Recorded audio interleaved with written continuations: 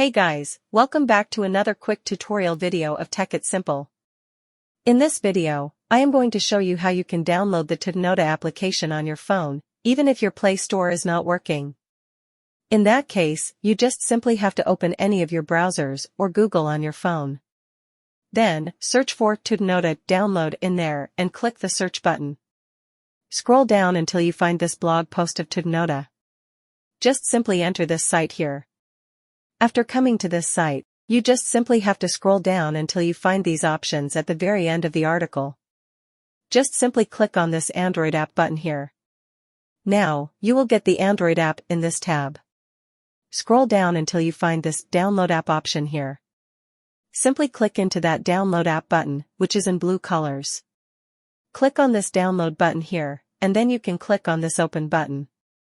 Now, you can install the Tutanota into your phone. By following these very easy steps, you can easily download your Tutanota into your phone.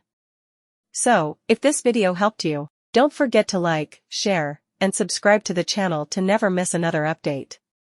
Thank you for watching the video.